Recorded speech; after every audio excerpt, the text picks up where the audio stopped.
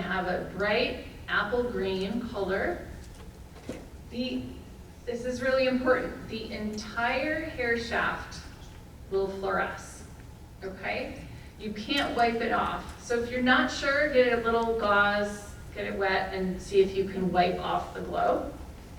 If you have any crusts, peel those crusts away and look at if there's any stubble underlying and see if that's fluorescing. So, I'm gonna go down here. Do you see how it is like each little hair is dipped in this thing, right? Each little one, and I'm gonna put the next one up. I love this one on the left, looks like a little alien. These are both from a shelter in Montana who know I love ringworm, and every time they get ringworm, the ED texts me the latest Christmas tree glowing kitten. But I think the one on the left is really nice too because it really shows each individual hair, okay? So keep that image in mind and compare to, these aren't the best pictures, but false positive. So false positive you can get from sebum or wax. So you'll often see like kind of glowing around the ears or around the anus.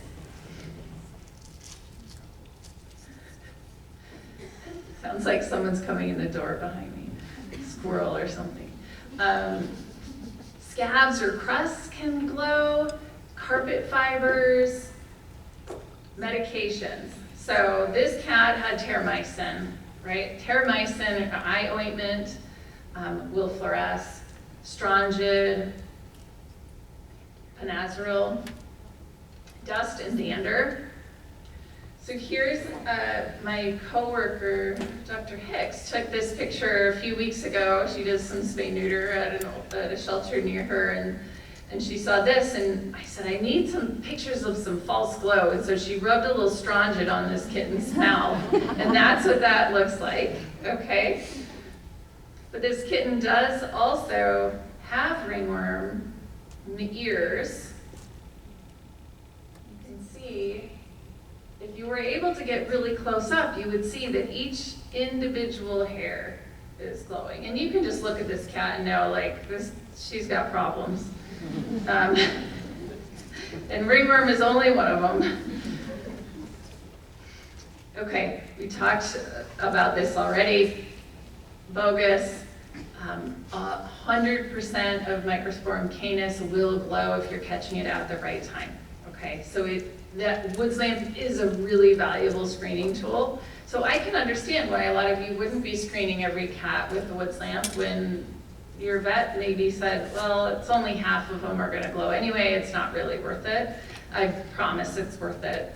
And it's not that so many cats coming in are gonna have ringworm, it's just the value of catching it right away on intake is so huge, right? Especially if you're a shelter that has any sort of communal housing for your cats. This is the kind of world consensus guidelines on ringworm diagnosis and treatment in dogs and cats. I'm a total dork and I love this. It's like 30 pages of references at the end of this thing, but it's a great read for anyone who's nerdy like me. And it will go into why this whole 50% thing is not real. Okay, so tips and tricks for using your woods lamp. Since we're all going to be using them now, from now on, for all our cat intakes, you want to have a dark space, or if you're in a pickle, you put a towel over your head. I have done that plenty of times on the surgery table after the cat's at prep already, and I'm like, oh crap, and then I just go under the hood with the woods lamp to see what I can see. We used to think the woods lamp needed to warm up, but that is not true. We just need our eyes time to adjust to the dark room. And you want to hold it really close, like ½ inch away from the animal. So super close. And then if you have a partner, that can be really helpful, especially with those rambunctious kittens. I'm not going to show this video, but I put this here as a placeholder. Our ringworm guidebook on our website which is really, really close to being updated. It's quite old at this point. We've made a lot of revisions, but this is still going to be in there, and it's Dr. Newberry going through how to do a wood slamp, a visual and a wood slamp exam. You can find that on our website. Who wants to learn about the trichogram, or should I skip this? You want to? People want to? Okay. It's kind of fun. In reality, a lot of vets don't use it because once you get really good with your wood slamp exam, it doesn't feel like you need it as much, but until you're there, it's a really great, like, yes, I was right, that was woods positive. So what you're gonna do, you've got your wood slamp exam and you see your glowing hair. You're gonna pluck a glowing hair, you want it to be the glowing one, and then you're gonna take a microscope slide, drop a mineral oil, stick your glowing hair in the oil. You can put a cover slip on or you don't have to, it doesn't matter. Then you're gonna turn off all the lights in wherever your microscope is, you're gonna turn off the lights and you're gonna turn off your microscope light. You put your slide under there, make sure you've got it centered, but you're gonna turn off the microscope light and you're gonna stick your wood slamp exam right up next to the slide, and then you're gonna look through the eyepiece. And you're gonna move around until you find a glow. It's cool, it's like you might have 6 hairs on there, only one of which is glowing, and the only thing you'll see looking through with the wood slamp is the glowing hair. And then you have that centered, you have your pointer on it, you turn the microscope light back on, and you'll see all the other hairs. And it'll look like this. So you can see on the right side, the pointer, this like kind of swollen, frayed edges, light brown looking hair, that is your ringworm infected hair. And the other ones that are smooth and black, they kind of look like black lines, those are normal hairs. So it's a very obvious difference there, right? And that's your positive trichogram. It's great to have normal hairs in the view as well, just to help you feel confident in what you're seeing. That's it. I mean, it's kind of fun and a little bit magical, and who doesn't like to turn off the lights at work sometimes, so. Okay, fungal culture. I really like the toothbrush technique. I think a lot of, in private practice, I feel like a lot of people would pluck hairs, but a toothbrush, or if you want to be fancy, the Mackenzie brush technique, which you can just take getting like we would order hotel toothbrushes, like the little super cheap toothbrushes. They come in a little plastic thing. And you brush the whole cat, lesion last, okay? Because you don't want to spread, if they have ringworm, you don't want to brush that first and then spread it all over the cat. So brush everywhere, lesion last.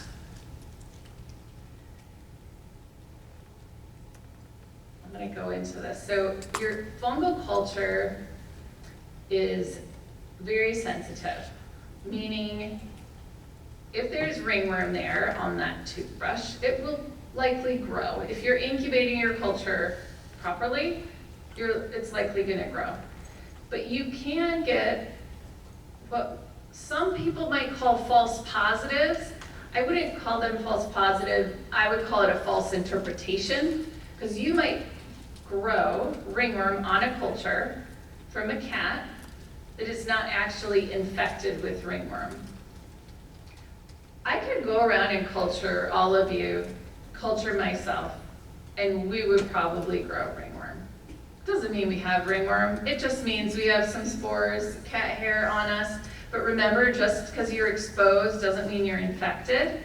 And so that's where comes this idea of 50% of ringworm will glow.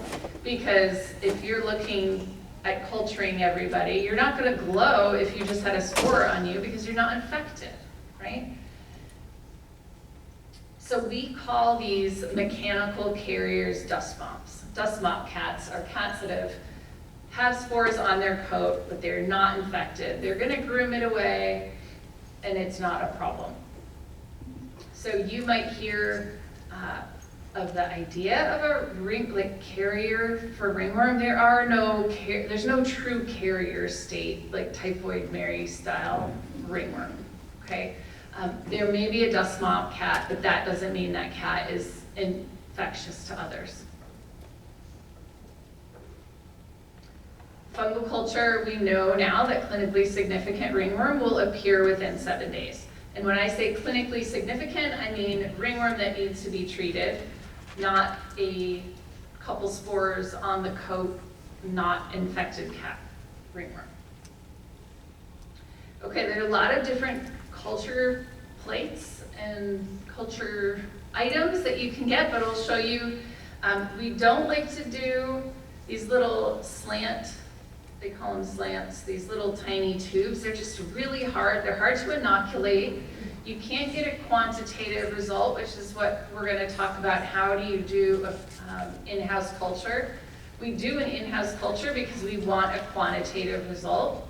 Sensing a theme from the morning, right? Quantitative. Same thing with these little tiny mini trays. They're too small to get what we need. And with those slants, it's really hard to get a sample to look at under the microscope after something grows. So we like the larger plates, DTM, dermatophyte test media. You want to keep them warm and in appropriate humidity. We've got information on our ringworm guidebook on how to do a DIY incubator out of like a Tupperware and a heating pad and a wet paper towel. I mean, it's pretty simple stuff. Anybody can do it. We hold the culture plate upside down because technically spores could be falling from the environment. So you hold upside down and then you dab your toothbrush in, not so much that you're gonna pull out any of the media, but just enough to make indentations in the media. And you wanna, I'll show on this last one, this picture with these lines on it, that's like an example of how you inoculate the plate. So each one of those lines is like a toothbrush stab, okay? So you wanna cover your entire plate, and that is key in order to get our quantitative result. We'll talk about why later. And that's the other reason I like the toothbrush instead of plucking, because if you're plucking and you just have a glob of hair, you just stick it in, you're not gonna be able to cover the whole plate.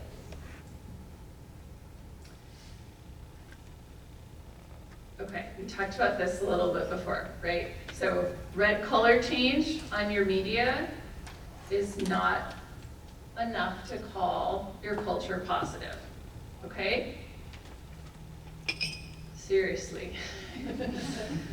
And I am so intense about this because I've worked with shelters that were euthanizing cats with ringworm based on a red color change. And there are a lot of other things that can cause your plate to turn red. There are contaminants, there are other bacteria, fungi that can cause the color to change red, okay?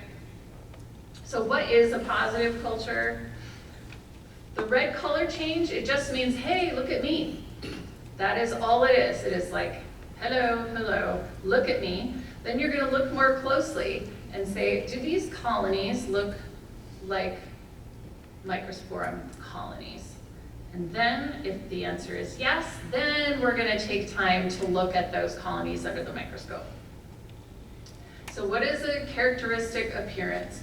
You're gonna have fluffy, white colonies. Anything with pigment is a contaminant. So if you're growing something green, don't worry about it. Even if there's red color change, don't worry about it.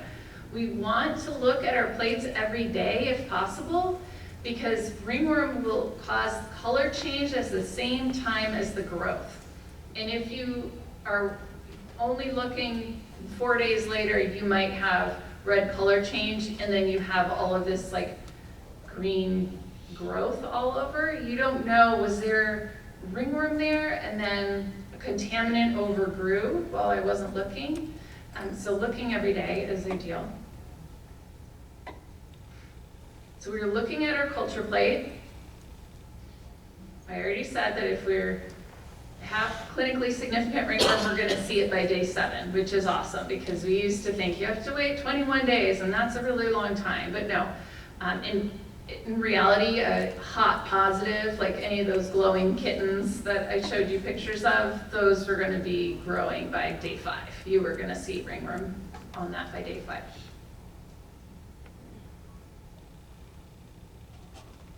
Okay, now we're going to talk about P-score. This is going to make you sound really smart to all your friends when you're doing your in-house fungal cultures and talking about your pathogen score.